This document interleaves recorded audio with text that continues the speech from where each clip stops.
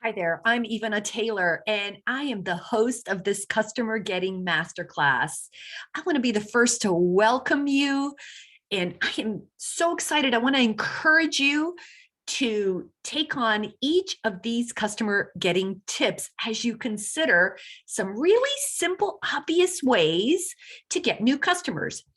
I've got tons of speakers, all of them are experts, all of them are sharing their tried and true campaigns, recipes, ideas for getting new customers.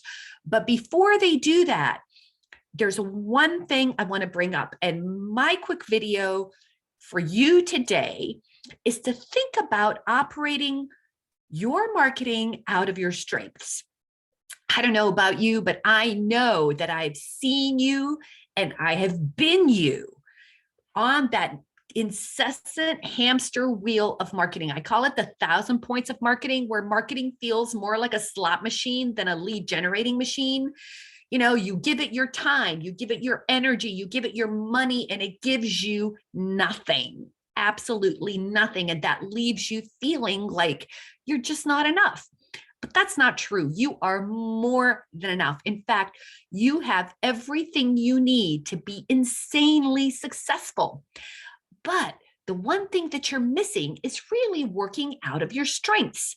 So that's what I want to encourage you to do. The first thing I'd like you to do is to take my marketing superpower quiz. The information is included below. You're going to click on the link, go and take that quiz. Along with that quiz is a webinar that you will get an email, and you'll be able to see that webinar almost immediately. I want you to think about your strengths.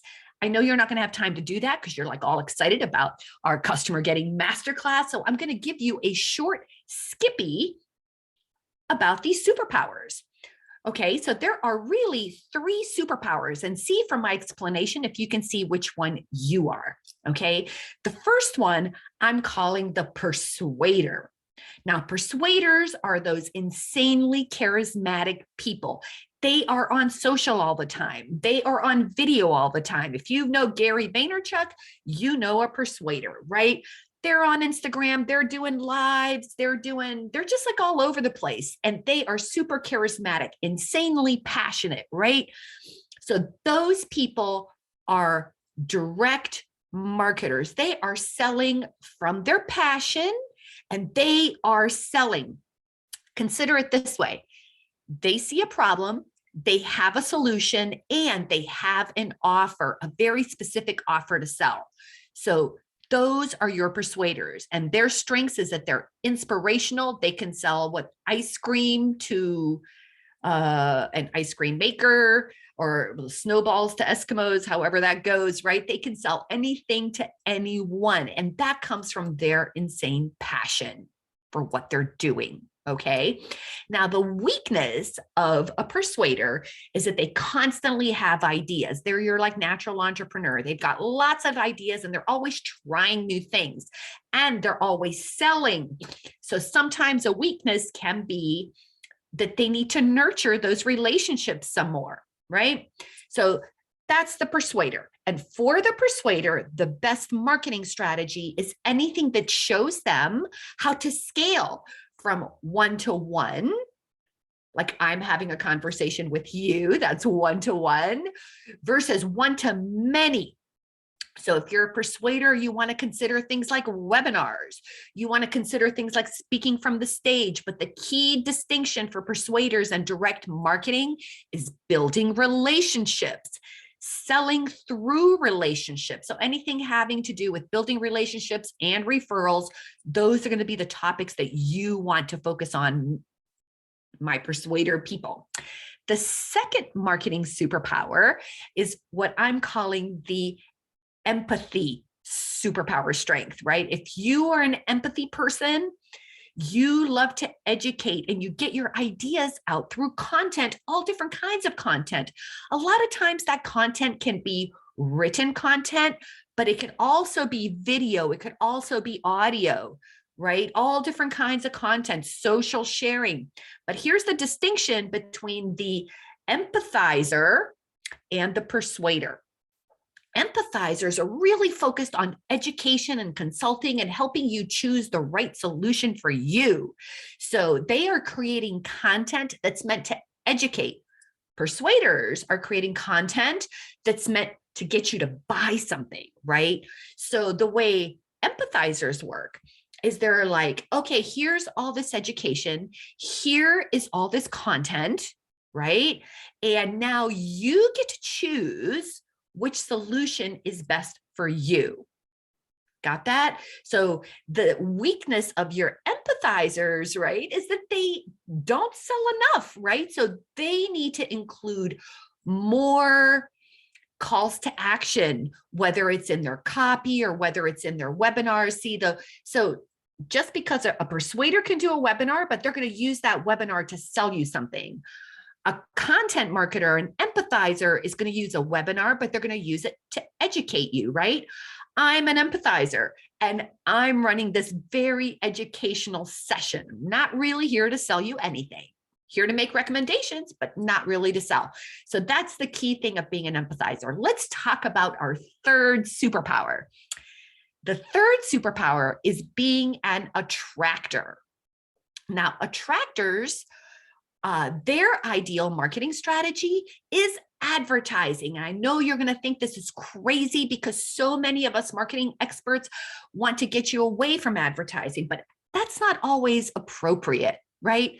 Sometimes advertising is the appropriate strategy, and this is who it's appropriate for. If you have a local business, whether it's basement waterproofing or landscaping or appliance repair, you have a local business, then a advertising strategy just might be great for you. If you are the type, or you're a manufacturer, you have a highly technical product or service, it's something that's very niche-y, manufacturing software, very particular capabilities. Typically, your audience is using some specific terms or technical terms, right? So those you can get really great advertising rates for. That's the type of company that's ideal for advertising. But there's also a person behind that company. And there are some people who I like to call technicians. They are great at what they do. They're craftsmen, technicians. They spend their time actually working. They want to spend their time with their customer, servicing their customer, selling to their customer, having those conversations. They don't want to spend their time doing sales and marketing. They want to spend their time actually working with customers. Now, this might be you if you say things like, if I'm marketing, then I'm not servicing my customers, or if I'm servicing my customers, now I'm not marketing. And you kind of have this wavy type of business cycle, right? Because you're either marketing and selling or servicing, and you can't seem to find a good balance. Advertising is the strategy for you. So as you watch all these talks today, make sure that you think about, which strategy is right for me? What is my superpower? Where am I strong? Am I a promoter and I'm super charismatic and just sell naturally? Do I solve a very specific problem with an offer? You just might be a persuader. Or are you an educator and an empathizer where you understand a process so well that you want to help people choose the right solution for them? Or are you the attractor and you're like, I just want to work with my customers? Think about as you watch all these tips, make sure that you choose the right idea for you.